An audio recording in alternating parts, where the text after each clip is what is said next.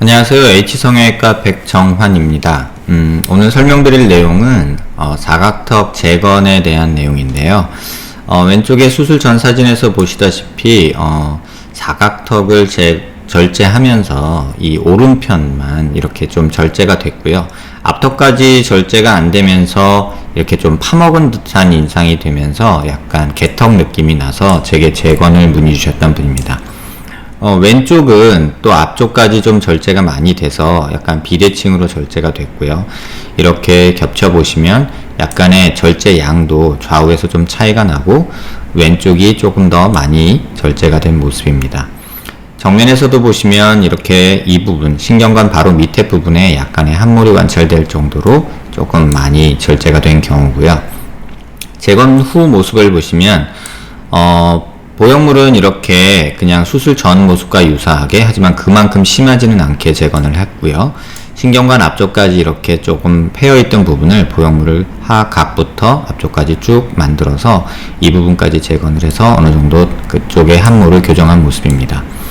우측 모습에서도 좌측에 비해서 좀 절제된 양은 적고 절제된 길이 자체도 신경관까지 오지 않고 앞쪽까지 왔기 때문에 그 부분을까지만 재건을 한 경우고요.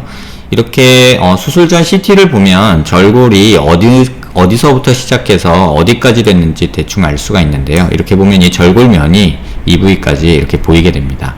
그래서 재건도 그 부위에 맞춰서 이 부위까지 재건을 한 모습입니다. 사각턱 재건에 있어서 가장 중요한 것은 많은 환자분들이 수술 전의 모습으로 가기를 원한다, 이런 경우는 거의 없는 듯 합니다.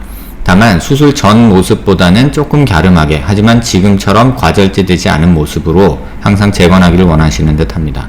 그런 경우에 또 많이들 말씀하시는 게 정면 효과는 많이 없었으면 좋겠고 측면에서 그 개턱 느낌만 많이 없애고 싶다, 이런 말씀을 하십니다. 그런 경우에 이제 재건을 할 때 이 측면, 이 면을 재건을 할 때 이 피줄골 부위를 어떻게 처리하느냐에 따라서 그 정면 효과 부분이 나타나게 됩니다. 이렇게 조금 내려서 보시면요, 하악각이 이루는 각도가 있기 때문에 어느 정도는 정면 효과를 안 준다고 해도 이렇게 약간은 생기는 모습을 볼 수 있습니다. 이 정도는 사실은 이 정면에서 보이는 요 라인, 그러니까 워낙에 남아있는 뼈가 이루는 곡선을 좀 정상적으로 만들기 위함이고요. 이것마저도 싫다 하시면 차라리 이 면을 아예 안 만들고 밑에 쪽만 재건을 하면서 만들 수도 있습니다. 이런 부분까지 한꺼번에 이제 고려를 하면서 재건 수술을 하게 되는데, 사실 재건 수술은 고려해야 될 상황이 굉장히 많습니다. 왜냐면 뼈의 모습을 통해서 겉의 모습을 바꾸고자 하는 게 사실 수술의 목적이기 때문에 수술 후의 모습을 정확히 예측할 수 없이 보형물이 어느 정도 들어가면 얼만큼 만들어진다, 뭐 이런 예측이 안 되기 때문에 많은 분들이 고민을 하십니다. 근데 이러한 경우에 조금 CT 상에서 이런 이미지들이 조금 도움이 되는데요. 이런 식으로 얼굴을 돌려보면서 턱선의 라인을 이렇게 좀 확인해 볼 수가 있습니다. 이런 식으로 보면 지금 이게 볼이 튀어나와서 이렇게 이중으로 보이는 거고요. 사실 턱선은 그 뒤에 있는 선이 턱선이 됩니다. 그래서 이런 라인들을 이렇게 겹쳐보면서 목 라인과 턱 라인, 이런 것들을 보면서 정면 효과를 줄 부분이 어디고 또 과절제돼서 없어진 부분이 어딘지 이렇게 조금 살펴보는 이런 이미징 툴들이 있기 때문에 도움을 조금 받을 수 있습니다.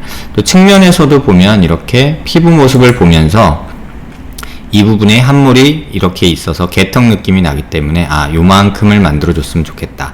그래서 하악각의 위치는 정상적으로 한 요정도 만들어주는 게 좋겠다 라고 계산을 하고 이렇게 부위를 정해서 겹쳐보면 대략 정확한 모습이, 완전히 정확할 수는 없지만 대략 하악각의 위치를 어디에 위치시켜야겠다라는 이런 모습들이 수술 전에 계획 단계에서 만들어질 수 있게 됩니다. 그래서 단순히 뭐 없어진 거를 살짝 보충하자 이런 개념이 아니라 좀 더 나은 모습 또는 수술 전의 모습과 거의 유사하게 이런 방향으로 수술을 진행하기 위해서는 수술 전에 이런 CT나 어떤 이미징 툴들을 이용해서 조금 더 면밀히 고민하면서 수술 계획을 환자분과 의사와 함께 하는 것이 중요하리라고 생각이 됩니다.